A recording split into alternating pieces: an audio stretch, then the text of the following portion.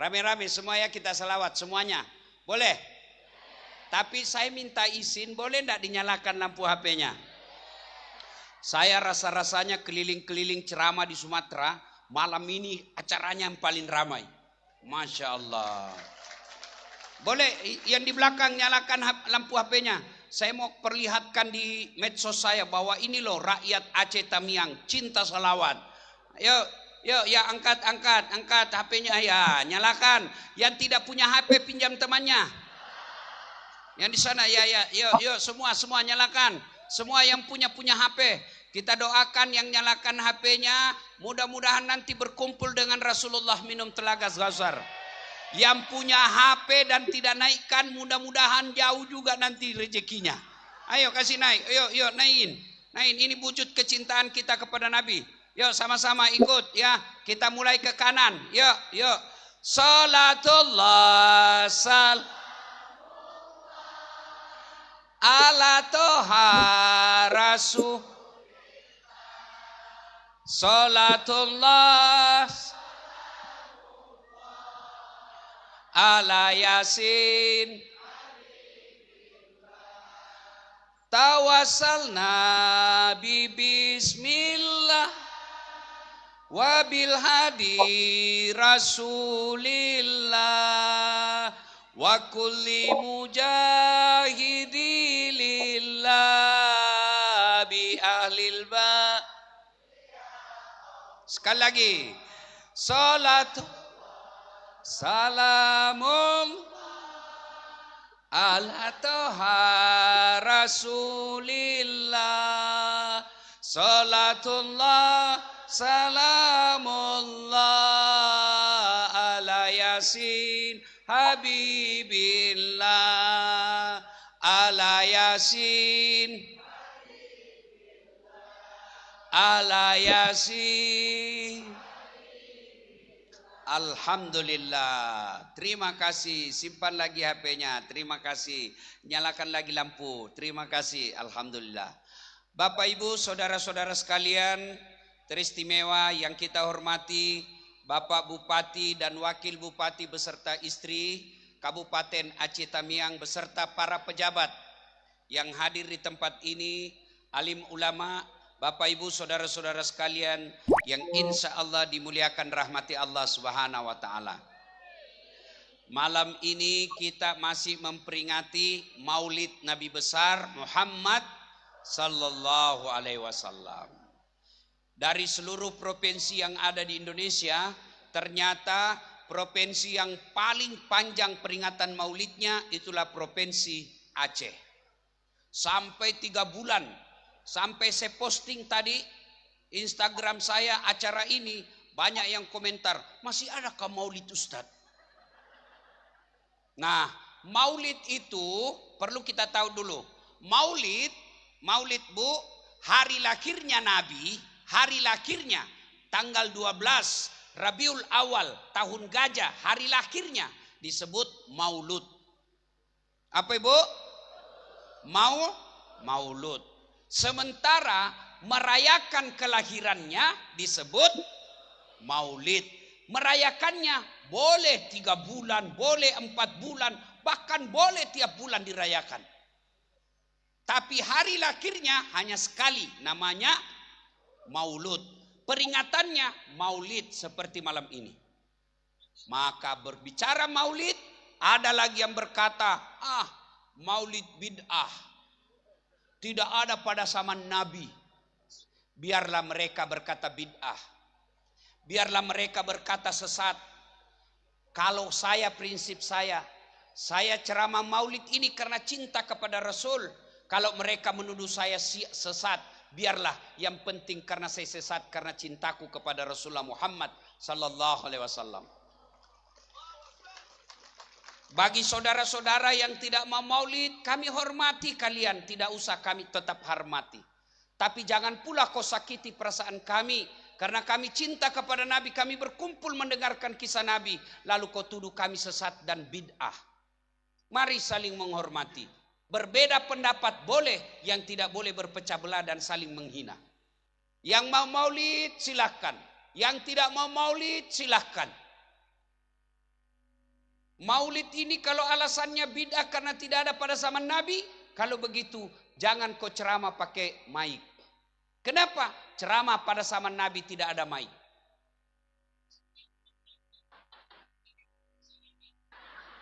Nah, ini bid'ah. Saudara-saudara sekalian yang tidak pernah katanya dipraktekkan oleh Nabi, maka saudara yang bayar zakat fitrah pakai beras itu bid'ah karena Nabi tidak pakai bayar fitrah dengan beras. Saudara-saudara sekalian mengatakan tidak pernah di zaman Nabi, maka saudara-saudara sekalian yang pergi ke tanah suci pakai pesawat juga bid'ah. Maka pergilah kau naik onta. Karena Nabi dari Madinah ke Mekah naik onta. Pakailah onta dari Aceh Tamiang. 7 tahun tidak sampai-sampai. Maka yang baik kita saling menghormati. Yang mau maulid silakan, yang tidak mau maulid silakan. Yang kedua, Bapak Ibu, kenapa kita maulid? Bu. Kenapa kita maulid? Karena banyak sekarang orang lebih hafal sejarah pejabat, lebih hafal sejarah artis, lebih tahu sejarah selebriti daripada nabinya. Ada bapak ditanya, Pak, kenapa tahun lahirnya Nabi disebut tahun gajah? Apa kata bapaknya? Karena bukan tahun kambing, anak. Dia balik tanya ibunya. Saya tidak percaya itu kata bapak. Kenapa disebut tahun kambing? Tahun gajah, Bu. Apa kata ibunya? Kenapa saya kau tanya? Untuk apa kau sekolah? Padahal kita mesti tahu sejarah Nabi. Kenapa? Supaya kita tahu, setelah tahu kita bisa contoh dalam kehidupan sehari-hari. Bagaimana kita mau contoh Nabi kencing kalau kita tidak tahu bagaimana cara Nabi kencing? Bagaimana kita mau contoh Nabi sebagai pemimpin kalau cara Nabi memimpin kita tidak tahu? Bagaimana kita mau contoh Nabi berkeluarga kalau cara Nabi memperlakukan istri dan anaknya kita tidak tahu? Maka maulid ini kita datang untuk mendengar kisah Nabi, mudah-mudahan dengan kisah itu kita contoh. Saya datang maulid Ustadz, mau lihat Ustadz Dasat, aduh kasihan. Kecewa Bapak Ibu kalau cuma mau lihat Dasat Latif. Kau tengok ini Dasat Latif. Apa kelebihannya? Pendek, ceper, hitam, PC. Ya ketawa. Memang saya tidak gagah Ibu. Tapi saya penuh pesona. Mana buktinya? Kau mau semua foto sama saya toh? Paling berepot kita foto sama emak-emak. Ulang Ustadz, selfie Ustadz. Ulang Ustadz, kabur. Dalam hatiku, biar kau ulang 10 kali mukamu yang kabur. Nah, sekarang kita datang untuk mencontoh Nabi.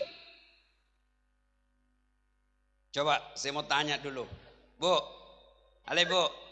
Ini yang baju pink, yang merah. Ya, oke. Bu, berapa anaknya Nabi? Bingung.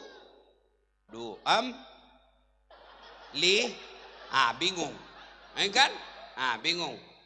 Ini sampean. Itu anak kecil. Siapa anak pertamanya Nabi? Itu mulai dari orang tua sampai anak-anak enggak ngerti. Inilah pentingnya kita maulid. Anak-anak Nabi. Baru tahu 7 orang. 3 laki-laki, pertama Qasim, Abdullah, Ibrahim, Zainab, Ruqayyah, Ummu Kalsum, Fatimah. Oh, baru ada yang tahu.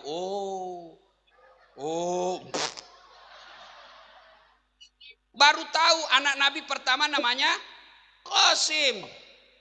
Ini paling tidak pulang maulid ada di benakmu. Oh, anak Nabi 7, 3 laki-laki, 4 perempuan. Yang pertama namanya Qasim. Paling tidak kau sudah tahu. Saya dulu waktu kecil, lagu cepat sekali saya tahu sejarah Nabi. Kenapa? Ibu saya memperkenalkan sejarah Nabi melalui lagu. Pada zaman dahulu kala, pada zaman jahiliyah. Oh, dahulu kala kan banyak. Ada zaman Flintstone, zaman batu. ada zaman penjajahan. Hah? Ini zaman apa? Zaman pada zaman dahulu kala, pada zaman jahiliyah. Oh, zaman jahiliyah. Lahirlah seorang rasul. Saya tanya, siapa namanya? Yang terakhir dan mulia. Saya tanya, siapa namanya? Nabi Muhammad namanya. Ibunya Siti Aminah ibunya. Bapaknya Abdullah nama ayahnya. Di mana tinggal? Aceh Tamiang atau Medan? Madinah tempat tinggalnya. Terus setelah dewasa diangkat menjadi rasul. Siapa yang angkat? Bupati atau wakilnya?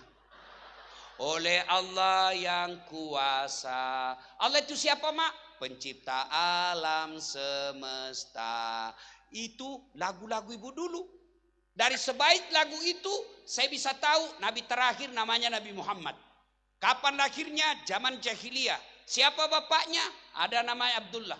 Siapa ibunya? Siti Aminah. Di mana tinggal? Di Madinah. Siapa Allah? Pencipta alam semesta. Itu lagu. Dari dulu lagu-lagunya bagus. Sekarang lagu-lagunya ibu-ibu apa? Cikampek, Tasikmalaya. Aku capek gara-gara dia pret. Apa gunanya kau tahu itu? Lagunya anak-anak muda kita apa sekarang lagunya? Pikiranku tak dapat ku mengerti, kaki di kepala, kepala di kaki. Pantas kau dongok. Kepalamu kau simpan di kakimu. Ya, maulid ini kita datang mau mendengar kisah Nabi. Bapak Ibu, banyak sekali sejarah Nabi, tapi karena waktu terbatas. Kita pilih saja. Bu, Nabi itu ibu belum lahir sudah wafat bapaknya. Belum lahir. Lahir lagi baru 4 hari diambil ibu susunya. Halimatus Sa'diyah. 4 tahun sama Halimatus Sa'diyah balik ke ibunya. Usia 6 tahun meninggal lagi ibunya. Pindah ke kakeknya. Usia 8 tahun meninggal lagi kakeknya. Diambil oleh pamannya. Usia 12 tahun mulai perang.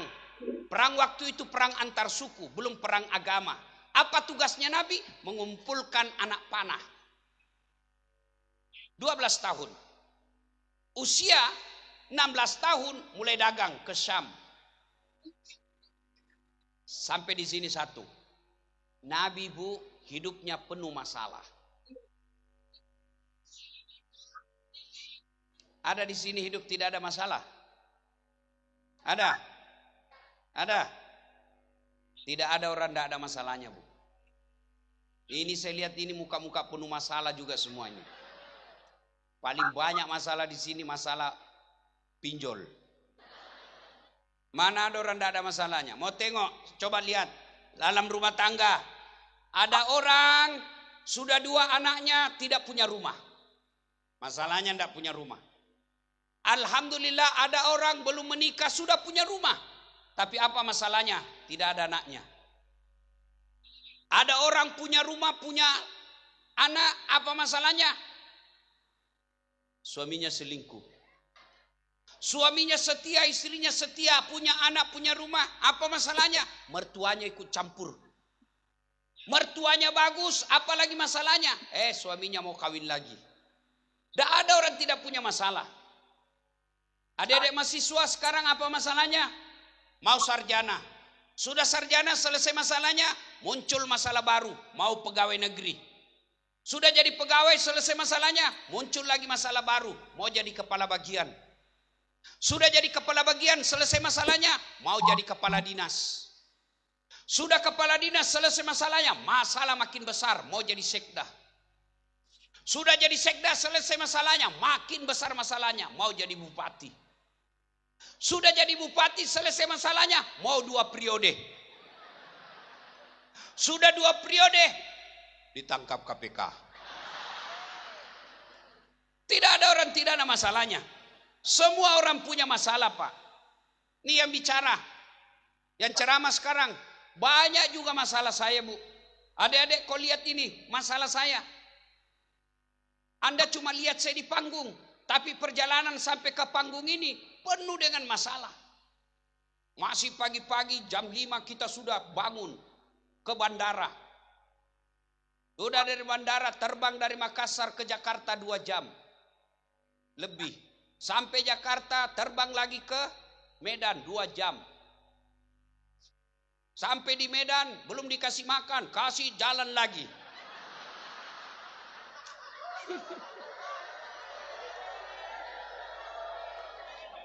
Gaspol, Pak Bupati tadi bilang gaspol kan? Maka panitianya ini dek, lain kali kalau itu tamumu, dia berangkat sudah lewat makan sarapan dan belum makan siang, tiba 2:30, jangan langsung tancap gas. Perjalanan jauh ini isi bensin dulu. Ini namanya kelalaian. Ya, kalau orang Bugis itu tersinggung dia kalau dikasih begitu. Ya, mudah-mudahan jadi pelajaran ya. Nanti nih Pak Bupati panggil Kabak Kesranya. Kenapa kok kasih lapar Pak Ustadz? Ya. Nah sudah itu Bapak Ibu sekalian, masalah saya paling besar sekarang Bu, banyak janda-janda yang curhat. Waduh Ustadz, baru saja suami saya meninggal. Adakah doa-doa penenang jiwa? Saya kasihlah doa penenang jiwa. Lama-lama dia bilang, Ustadz jiwaku sudah tenang. Maukah Ustadz menjadi imam dalam hidupku? Saya mohon maaf Ibu, saya bukan imam, saya penceramah. Semua kita punya masalah Pak. Tidak ada orang tidak punya masalah. Siapalah kita ini Pak? Siapa kita ini? Nabi paling mulia. Tidak ada dosanya. Tidak pernah nyakiti orang. Tidak pernah bicara kasar. Tapi apa tidak ada masalahnya? Penuh masalah. Belum lahir sudah yatim. Dalam rumah tangga, ekonomi, adik-adik sekalian, perlu kalian tahu, Nabi itu kasihan, pernah 3 hari 3 malam tidak makan nasi, tidak makan roti lah, karena beliau tidak makan nasi, tidak makan roti. Apa dia makan? Cuma kurma dan air putih. Sampai cucu beliau Hasan Hussein pucat 3 hari 3 malam tidak makan roti. Itu Nabi. Dalam rumah tangga beliau pernah Aisyah dituduh selingkuh. Dalam pekerjaan sebagai Nabi, bukan cuma dibully, bukan cuma dikasih hoax, tapi dikina sampai diusir dari kampung halamannya. Beberapa kali mau dibunuh. Siapa yang mau melakukannya? Pamannya sendiri. Itu manusia suci, apalagi kalian yang tukang tipu.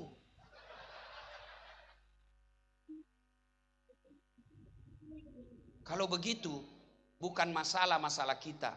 Masalah kita adalah bagaimana menyikapi masalah. Ustadz, banyak utangku. Sebenarnya bukan utang itu yang jadi masalah. Masalahmu kenapa kau berutang?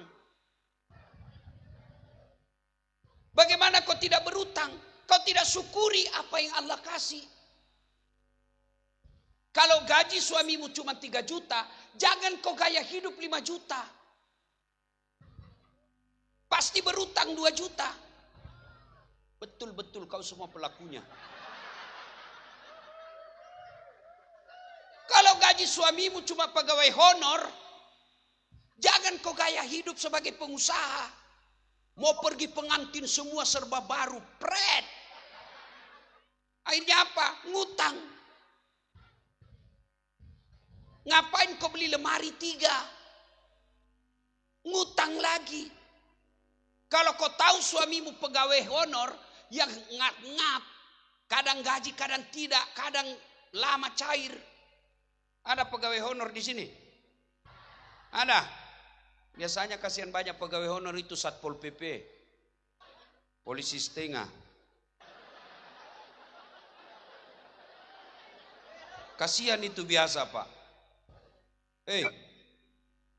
Saya tahu itu lagunya pegawai honor.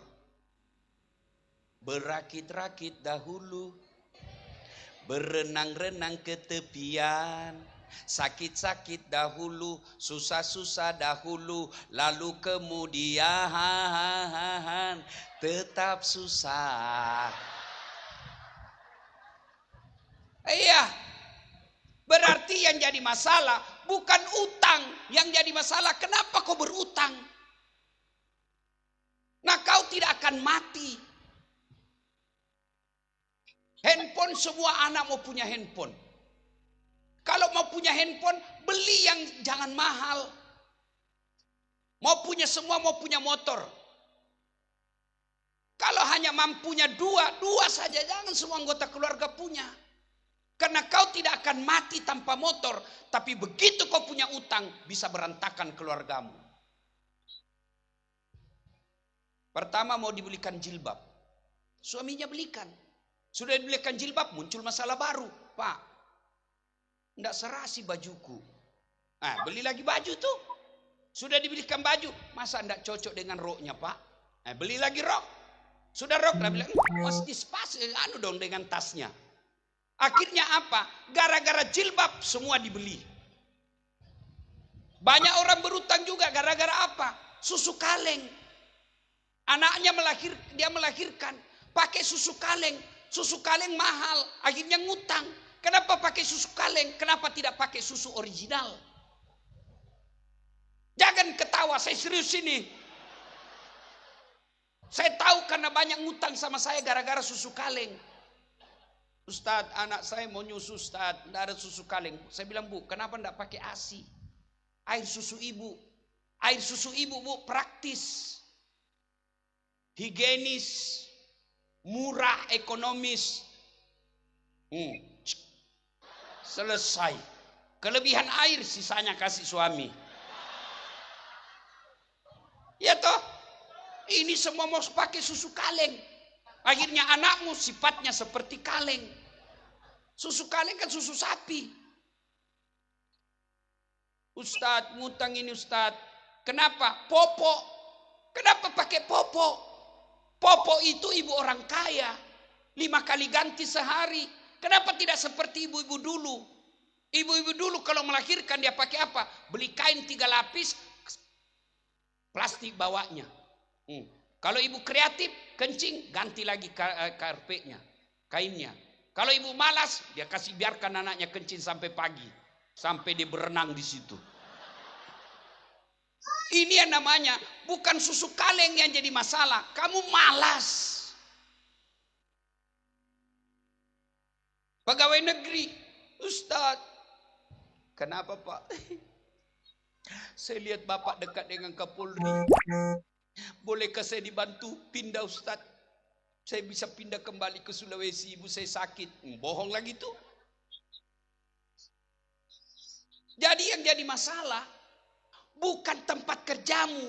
Yang jadi masalah kamu tidak menerima kenyataan. Kau pernah tanda tangan waktu kau jadi anggota. Siap ditempatkan di mana saja di seluruh pelosok Indonesia. Begitu kerja, tolong pindahkan saya Ustaz. Saya bilang, saya ini Pak penceramah, bukan staf ahli. Jadi yang jadi masalah bukan tempat kerjamu.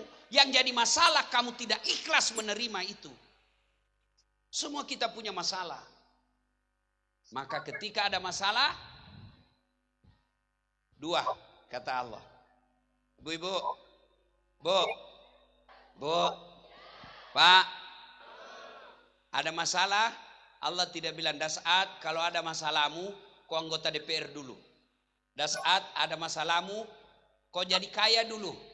Das'at, ada masalahmu, kau jadi bupati dulu. Kau jadi dokter dulu. Tidak, Allah cuma minta 2. Ista'inu bis-sabri was-shalah. Sabar, perbaiki sholatmu.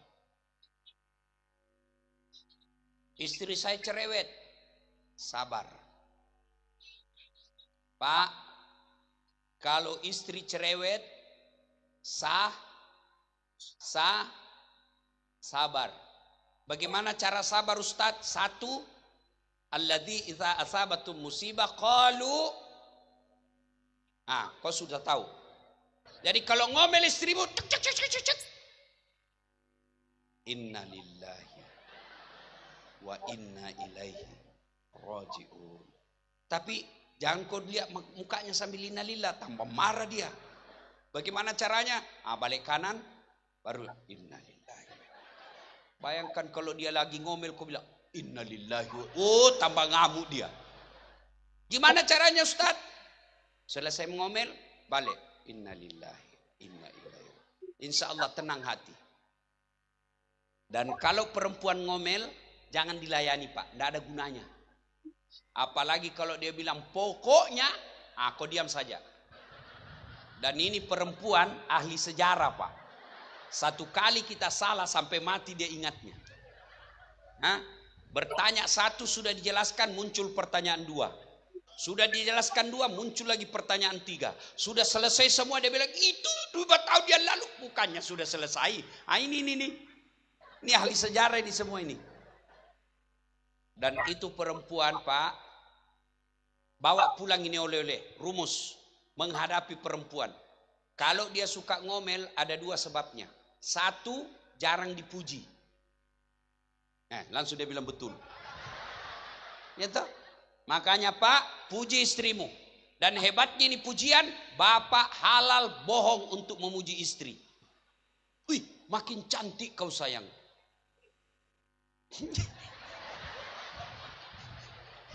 Dan itu memuji biar dia tahu kita bohong, dia senyum-senyum. Weh, makin mulus saja kulihat kau sayang. Dia hidup itu hidungnya. Iya toh? Maka puji dia. Begitu dia dandan selesai mandi, puji. Aduh, rasanya kau makin cantik aja dek. Aduh. Nah itu. Yang kedua, penyebabnya karena jarang kasih hadiah. Betul. Dan perempuan paling senang hadiah, uang. Ya tuh Bu? Tidak percaya kau dengar. Jawab Ibu ya. Biar suami tidak pula, yang penting ada kau dengar. Jadi sebenarnya yang dia cari bukan kau, uangmu dia cari. Maka laki-laki pasti, perempuan pasti ngomel, jarang kau puji, kau tidak pula kasih hadiah. Dan kau mau jadi bidadari sorga, pret. Makanya istri saya selalu saya puji. Aduh, rasanya waktu baru pertama kita ketemu sayang. Kalau dia bilang gitu, saya tahu kau bohong tapi tidak apa-apa. Itu perempuan, puji dia Pak. Kasih hadiah. Bapak pulang tugas, adik-adik tentara, polisi, ANS, ya, pulang dari tugas 1 minggu, bawakan istrimu hadiah. Sekali-sekali adik-adik pengantin baru, Gojek atau apalah kamu dagang dari pasar, sekali seminggu bawakan hadiah. Suatu kali saya pulang ceramah, saya bawakan istri saya emas. Gelang, kalung, tebal. Terharu dia Bu. Dia bilang berkaca-kaca matanya. Dia bilang, terima kasih Ustaz. 1 bulan kemudian dia tahu palsu. Dia bilang, ternyata kau kasih saya palsu. Saya bilang meskipun palsu itu mas, tapi cintaku murni 24 karat. Begitu. Puji istri, kasih hadiah. Kita juga Ibu, kalau sudah suami memuji dan memberi hadiah ala kadarnya, hargai. Ibu-ibu, dengar ini. Tidak ada suami yang mau kasih menderita istrinya. Semua mau kasih emas, kasih rumah yang mewah, kasih perhiasan sesuai maunya. Tapi kan rezeki bukan hak suami, Allah yang tentukan. Maka hargai penghasilan suamimu meskipun sedikit. Jangan baru datang suamimu kasihan. Apa memang kau sudah sedikit gajimu, cerewet sekali. Andai ku tahu kau begini, saya tidak mau menikah sama kamu. Apalagi tidak mau, sudah 2 anakmu. Jangan ketawa, saya serius. Bu, mau tahu ciri-ciri penghuni sorga seorang istri?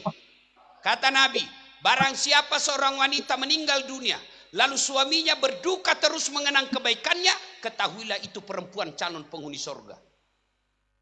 Kalau besok-besok ibu dulu meninggal, lalu suami di belakang, kenapa terlalu cepat meninggal? Saya sayang sekali ini istri saya. Oh, ciri-ciri penghuni surga. Tapi kalau sebaliknya, begitu ibu meninggal, suami masuk kamar berteriak, "Merdeka!"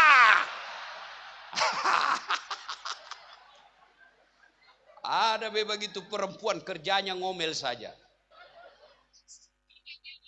Ada ibu-ibu di Makassar tanya saya, "Ustadz, kenapa itu suami saya tidak betah di rumah? Bawaannya mau keluar terus." Saya ceritakanlah, ada suami istri, istrinya suka ngomel. Suatu ketika suaminya belikan hadiah. Senanglah ini ibu, dikasih hadiah. Nyanyilah ini istrinya. Kata suaminya, "Dek, bolehkah kita pergi lihat siara sumur tua?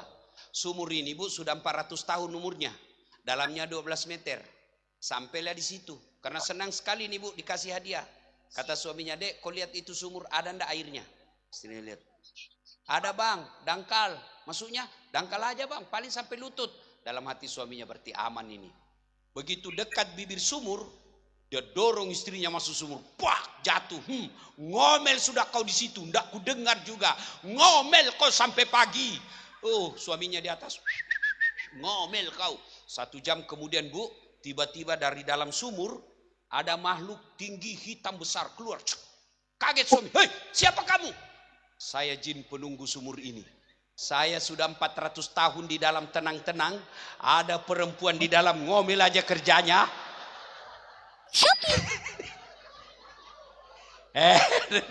Lebih selari.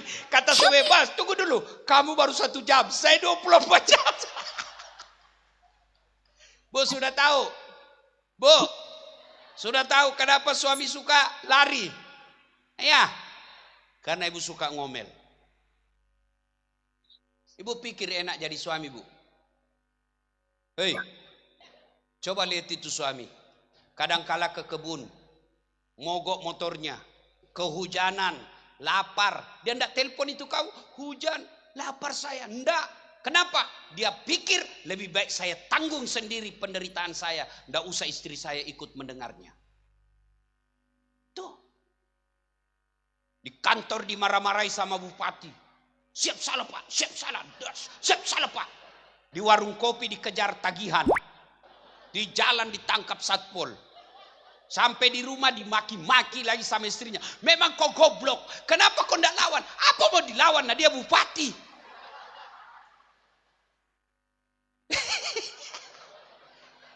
Coba kira enak jadi laki-laki. Hah? Pak, Bu, tidak ada rumah tangga tidak ada masalah. Maka ketika ada masalah, sabar. Kalau tidak bisa sabar, suami saya selingkuh, Ustaz. Bukan dengan menceritakannya di medsos, bukan dengan memviralkannya. Kalau kau dapat suamimu selingkuh lalu kau viralkan, bagaimana perasaan anakmu yang tanggung rasa malu padahal dia tidak terlibat perselingkuhan itu? Kalau kau tidak suka suamimu selingkuh, kau datang ke pengadilan agama, tuntut cerai, ini buktinya, selesai. Ini yang jadi masalah, kau sudah viralkan, malu satu kampung, satu keluarga. Sudah itu kau sama lagi. Bertengkar, hamil lagi.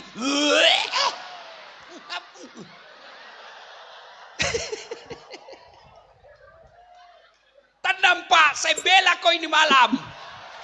Saya tahu kau semua takut sama istrimu. Saya tahu orang Aceh takut sama istrinya. Orang Bugis minta maaf. Tidak ada orang Bugis takut sama istrinya. Cuma istrinya lebih berani. Makanya ini Pak Bupati luar biasa. Ini istri orang Bugis. Saya bilang, wah laki-laki petarung Bapak ini Pak. Iya. Bu, Pak. Bapak kalau istri suka ngomel, sabar aja Pak. Jangan kau pukul. Bukanlah laki-laki yang menodai istrinya. Ini kau tidak suka istrimu, kau pukul, kau tempeleng, bukan laki-laki itu. Bencong. Kalau kau tidak suka istrimu, caranya, saya talak kamu, talak 1. Kau tidak ada perubahan, masih belum ada perubahan, balik ke rumahnya, bawakan ke rumahnya. Adakan lagu dulu. Pulangkan saja aku pada, atau lihatlah tanda merah di pipi, bekas sering kau lakukan, menutupi. Samakah aku yang dijual hingga sesukamu?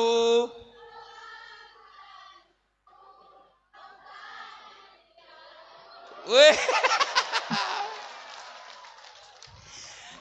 Tiap malam engkau ku tinggal pergi. Bukannya demi kau dan terpaksa aku harus. Nah, itu aja jawabannya, kan selesai. Iya, saya istri saya marah juga, Bu. Tapi saya tahu menyikapinya.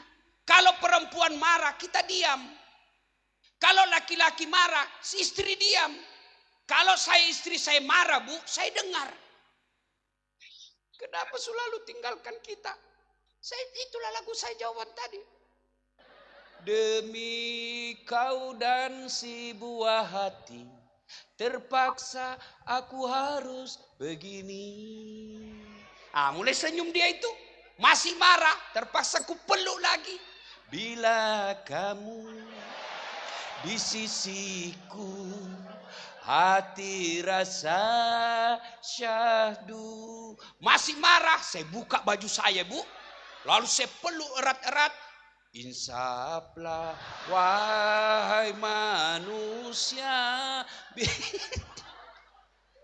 Selesai.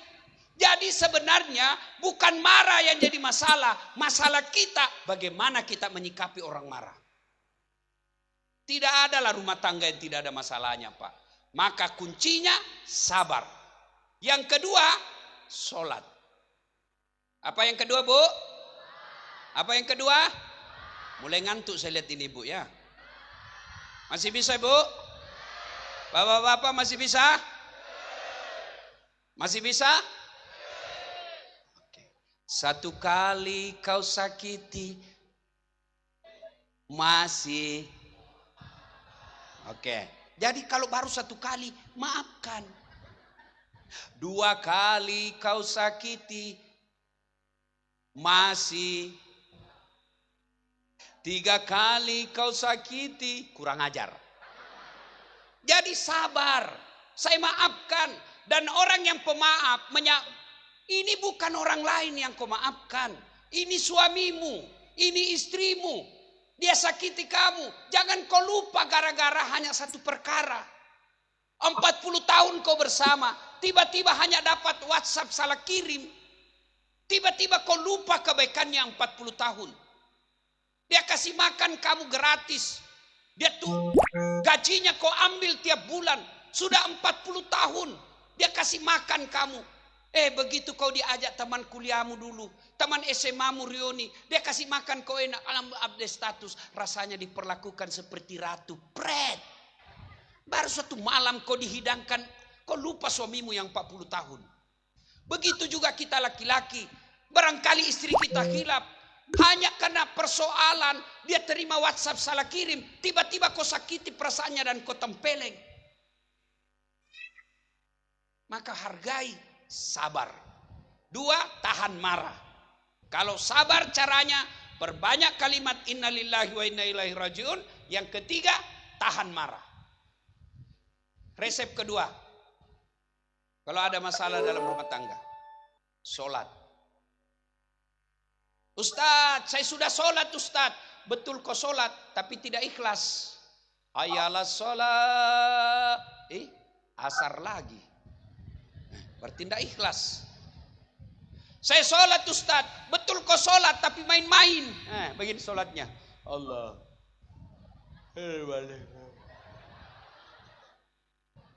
Iyyaka na'budu wa iyyaka nasta'in.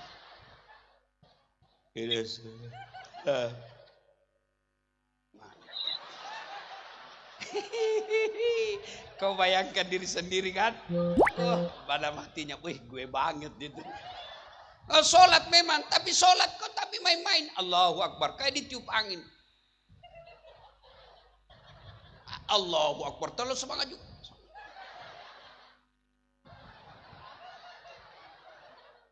Pantas. Malah ada di Makassar, Ustaz, bolehkah itu sholat tidak pakai BH? Kenapa ibu tidak pakai BH? Dia bilang panas, Ustaz. Bolehlah itu tetap sah, tapi bagaimana itu kalau kau ruku?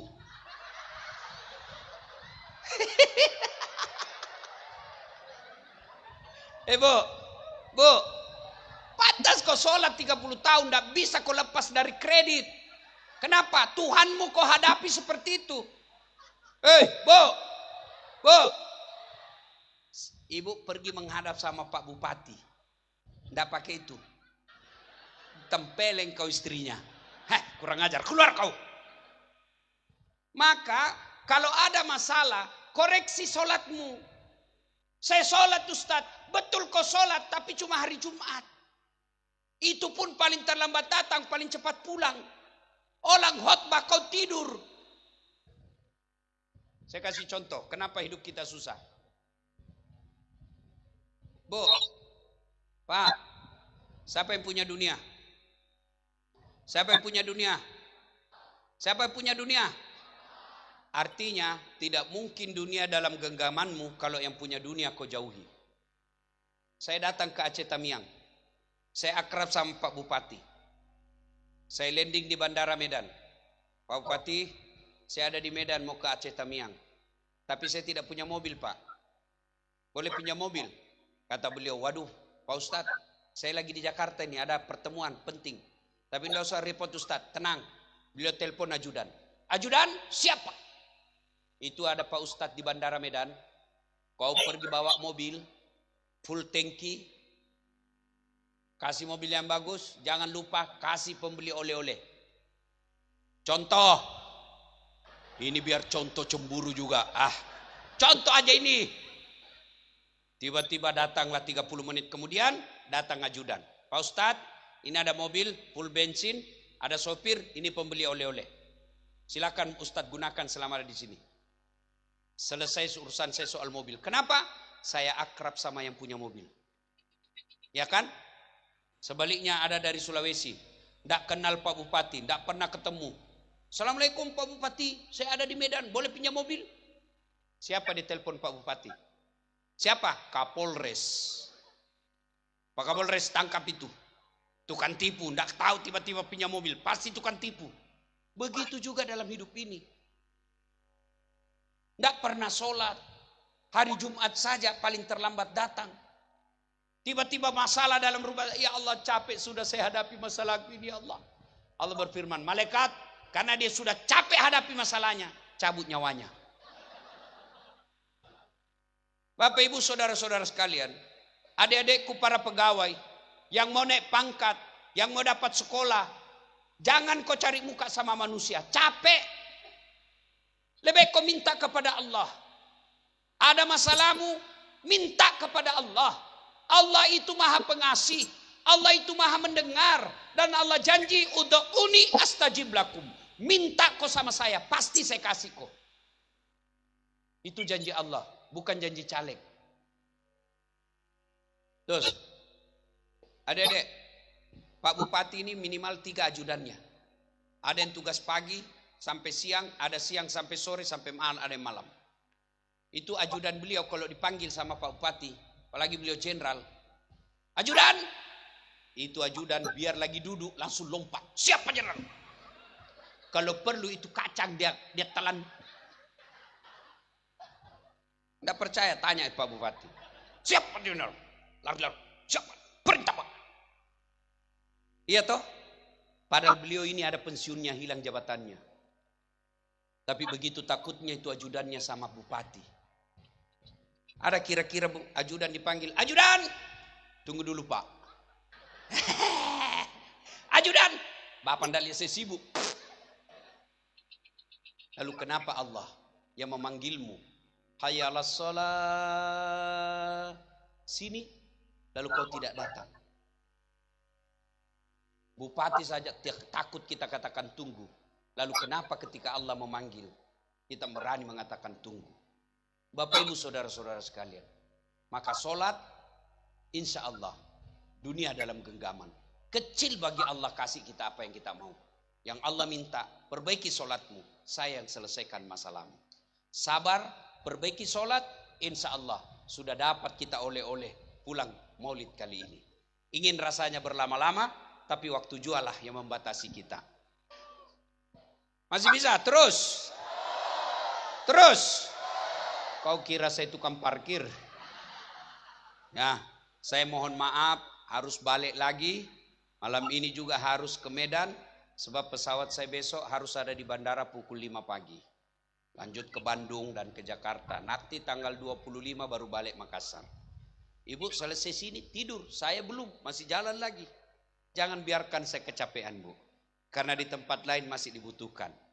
Terima kasih, saya senang sekali bisa berjumpa dengan saudara-saudara saya di Aceh Tamiang ini. Umur panjang, doakan Pak Bupati sehat walafiat, undang lagi Ustadz Dasat datang di tempat ini. Terima kasih. Saya orang Bugis tidak pandai berpantun. Sebagai penghormatan saya kepada Pak Bupati dan masyarakat Aceh Tamiang, saya mau berpantun. Dan tolong, apa tadi jawabannya? Emble. Ya, iya itulah itu ya. Ya coba, ya. Jawab ya Bu ya. Dari mana datangnya cinta? Dari Facebook turun ke WA. Dari mana datangnya kecewa? Setelah ketemu ternyata berbeda. Satu lagi. Dari Jakarta ke kota Bandung. Memakai kereta api. Di atas kereta ada harimau. Saya tidak jadi naik. Terima kasih. Usikum wa nafsi bitaqwallah. Fastabikul khairat. Assalamualaikum warahmatullahi wabarakatuh.